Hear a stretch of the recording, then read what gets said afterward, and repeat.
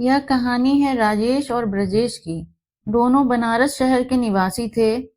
राजेश एक शिक्षक था जो मेडिकल की तैयारी करवाया करता था। राजेश का कोचिंग बहुत अच्छा चलता था।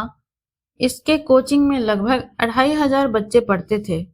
राजेश के लिए धर्म और रीति रिवाज का बहुत महत्व था और भगवान में बहुत विश्वास रखता था। चाहे कुछ भी हो जाए लेकिन मंदिर जाना नहीं भूलता था। ना ही दान धर्म के कार्य में किसी प्रकार की कमी रखता था।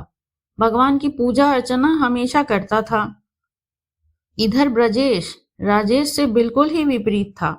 ब्रजेश मंदिर तो जाता था परंतु पूजा पाठ के उद्देश्य से नहीं, बल्कि मंदिर के बाहर से चप्पल और धन चुराने के लिए।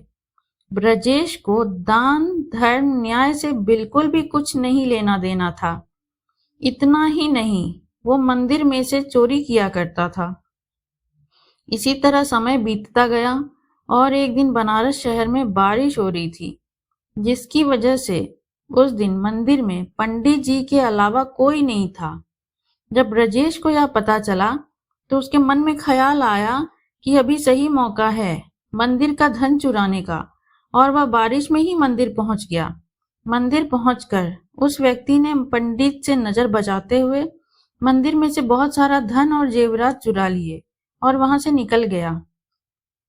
उसी समय भगवान में विश्वास करने वाला शिक्षक राजेश भी भगवान के दर्शन के लिए मंदिर पहुंच गया, परंतु दुर्भाग्य से मंदिर का पुजारी शिक्षक को ही चोर समझ बैठा और शोर मचाने लगा।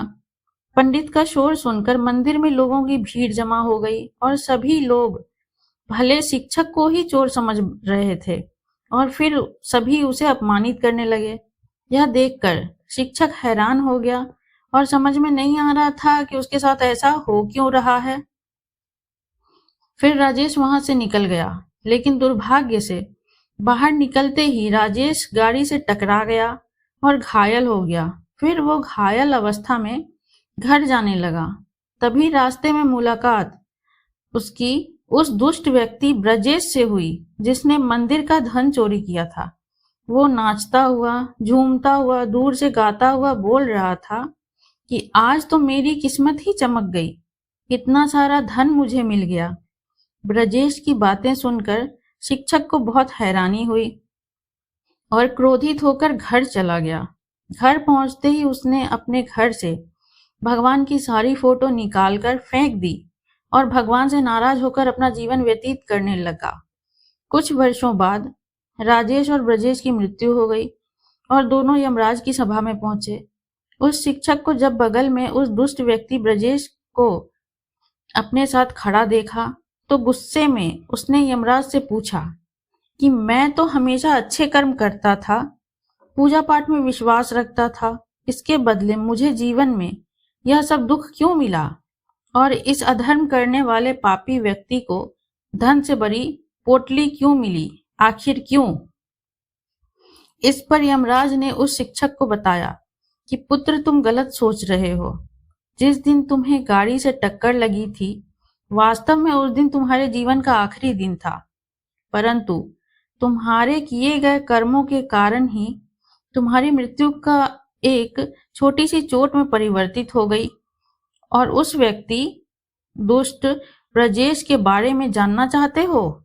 तो पुत्र, दरअसल इसके भाग्य में राजयोग था जो इसके दुष्कर्म और अधर्म के कारण एक छोटे से धन की पोटली में परिवर्तित हो गया। ईश्वर लोगों के अच्छे कर्मों को नजरअंदाज कर रहे हैं, यह बिल्कुल भी सत्य नहीं है। ईश्वर हमें क्या किस रूप में दे रहे हैं यह मनुष्य की समझ में नहीं आता, लेकिन अगर आप अच्छे कर्म करते हैं तो ईश्वर की कृपा सदैव आप पर बनी रहती है। इसलिए आपको कभी भी अपने अच्छे कर्मों को नहीं बदलना चाहिए, क्योंकि आपके कर्मों का फल इसी जीवन में मिलता है, बस आपको उसका पता नहीं चलता। इसलिए हमेशा अपने जीवन में अच्छे कर्म करते रहें।